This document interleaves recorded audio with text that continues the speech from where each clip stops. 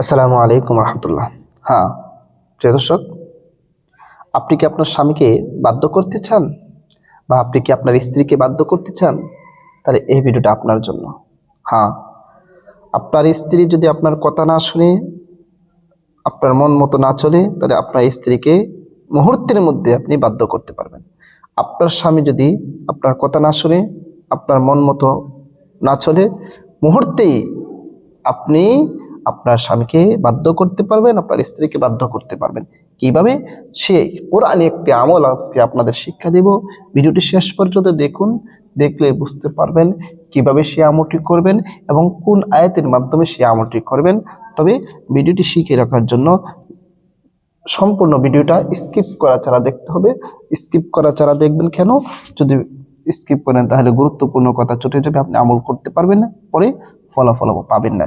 এই জন্য স্কিপ করা ছাড়া সম্পূর্ণ ভিডিওটা দেখতে হবে। প্রিয় দর্শক,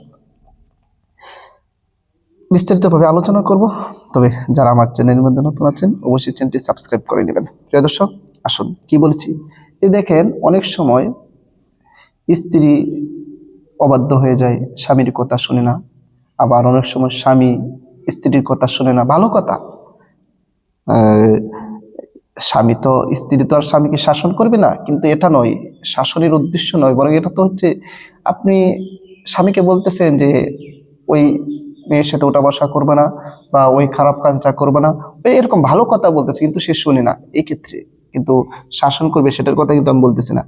অথবা স্ত্রীর কথা শুনে, স্ত্রীকে না, যেই কথাটা না করে বা যেই কাজটা না করে, যাদের সাথে কথা বলতে না করে, ওদের সাথে কথা বলে, ওদের সাথে ওঠা বসা করে, মানে আপনার কোনো দিক নির্দেশনা সে শুনতেছি না। আপনি যদি বলেন যে আজকে ওই জায়গায় যেও না, সে আরো আগে চলে যায়। এরকম যদি অবস্থা হয় যে স্ত্রীও কোনো স্বামীর কোনো গাইডলাইন শুনতেছে না, মানে তাকে কোনোভাবেই আপনি নিয়ন্ত্রণ করতে পারতেছেন না, তার মন মতো চলাফেরা করতেছে, এই কঠিন পরিস্থিতির মধ্যে যদি আপনি পড়ে থাকেন, তাহলে এই আমলটি আপনার জন্য। শেষ পর্যন্ত দেখুন ধৈর্য সহকারে। যদি তাড়াহুড়া করেন তাহলে কিন্তু হবে না, অল্প সময় আপনাকে ব্যয় করতে হবে, বেশি সময় না। প্রিয় দর্শক, সে আমলটি কিভাবে করবেন? আপনার স্বামী বা আপনার স্ত্রী যাকে বাধ্য করতে চান, সে যখন আপনার সামনে যাবেন, তখন আপনি এই আমলটি করবেন।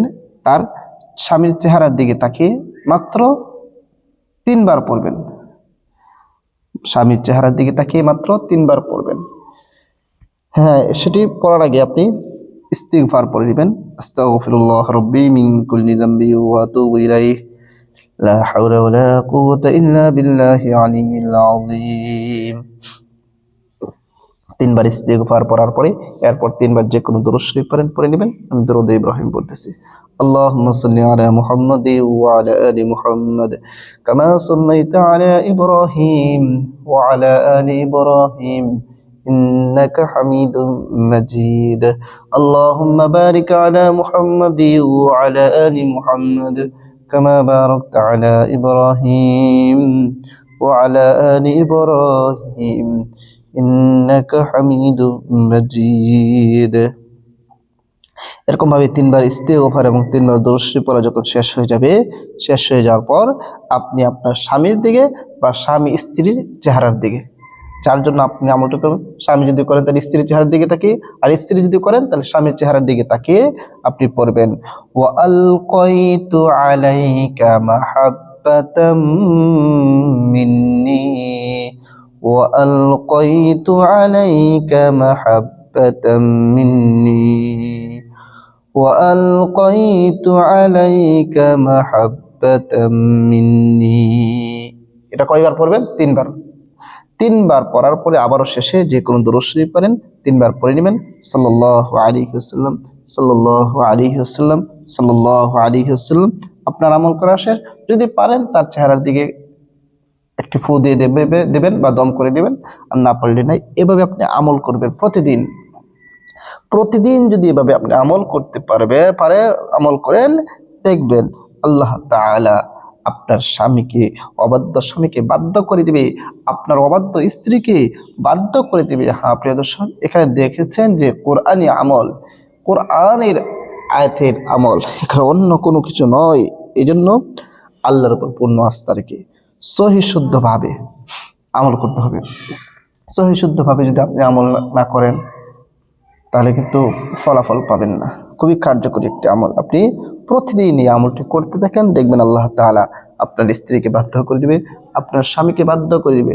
আপনার অবাধ্য স্ত্রী যতই অবাধ্য হোক না কেন, দেখবেন সে আপনার বাধ্য হয়ে গেছে, আপনার পাগল হয়ে গেছে। প্রিয় দর্শক, ভিডিওটা বেশি করে শেয়ার করে দিবেন, যেন প্রতিটা স্বামী তার অবাধ্য স্ত্রীকে বাধ্য করতে পারে বা প্রতিটা স্ত্রী তার অবাধ্য স্বামীকে বাধ্য করতে পারে। সবাইকে অসংখ্য ধন্যবাদ ভিডিওটি দেখার জন্য। আসসালামু আলাইকুম ওয়া রাহমাতুল্লাহ।